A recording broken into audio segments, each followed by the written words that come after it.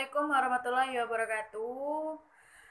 Salam sejahtera bagi kita semua. Ya, di sini saya akan menjelaskan tentang konsep teori konsumerisme dari perspektif Jane Goodall. Seperti kita ketahui bahwa semenjak manusia ada di muka bumi, sejak saat itulah praktik konsumsi dilakukan. Sehingga tidak heran ketika ada pertanyaan, mengapa manusia itu mengkonsumsi? Pertanyaan adalah karena kebutuhan. Namun, karena kebutuhan tersebut, anggapan seperti itu sebenarnya tidak berlaku lagi di zaman modern ini. Konsumsi itu sendiri memiliki arti sebuah tindakan di mana konsumsi memiliki makna karena merupakan cara menandai posisi sosial. Dari hal tersebut, kita ketahui bahwa masyarakat mengkonsumsi karena ada kebutuhan-kebutuhan seperti kebutuhan primer, sekunder, dan tersier.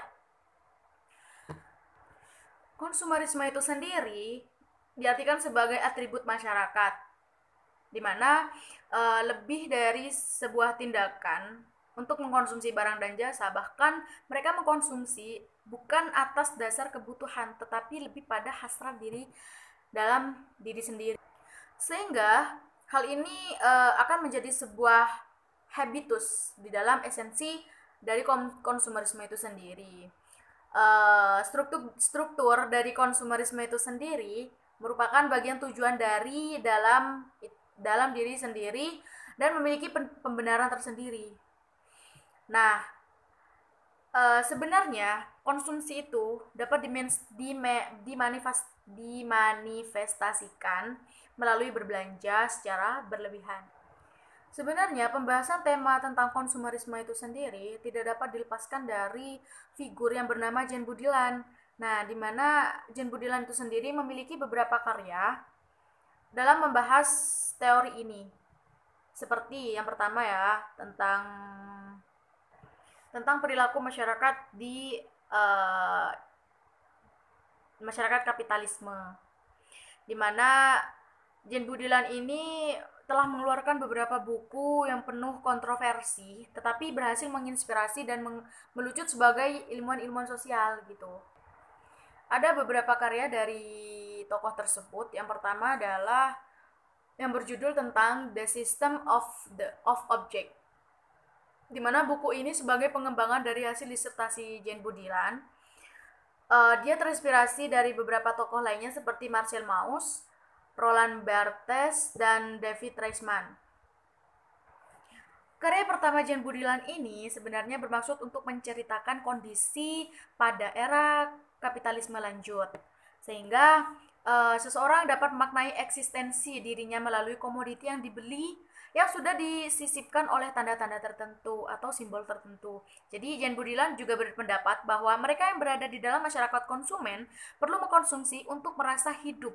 Sehingga dari anggapan seperti ini, pernyataan seperti ini melahirkan sebuah slogan, aku mengkonsumsi, maka aku ada. Jadi makna-makna tersebut dapat diaktualisasikan melalui kebiasaan-kebiasaan atau habit berbelanja. Sehingga tidak hanya tentang hal itu. Jadi Jane Goodall itu sendiri juga memiliki karya-karya yang lain seperti yang kedua ini ya. Yang kedua itu dia memiliki karya dengan judul The Consumer Society, Myths and Structure.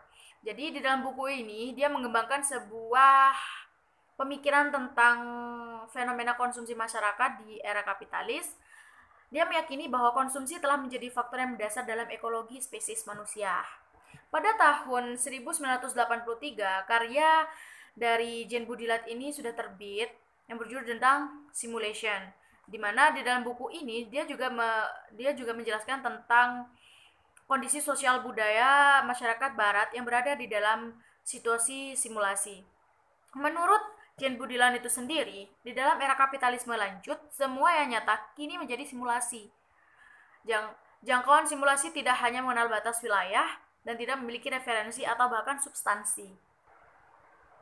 Jane Budilan itu sendiri juga memiliki pengertian tentang konsumsi itu sendiri, di mana dia mengkonseptualisasikan sebagai suatu proses di mana pembeli suatu barang terlibat secara aktif dalam upaya menciptakan dan mempertahankan rasa identitas melalui permainan barang-barang yang mereka beli, sehingga konsumsi tidak boleh dilihat sebagai aktivitas yang hanya diinduk.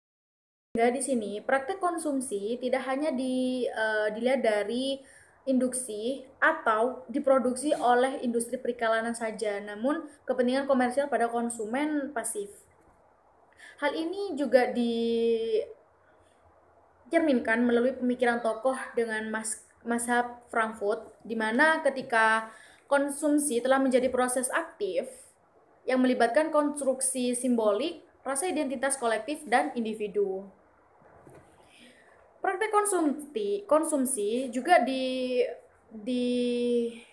ditekankan oleh Budilan bahwa konsumen itu tidak membeli barang untuk mengekspresikan perasaan yang sudah ada tentang siapa mereka.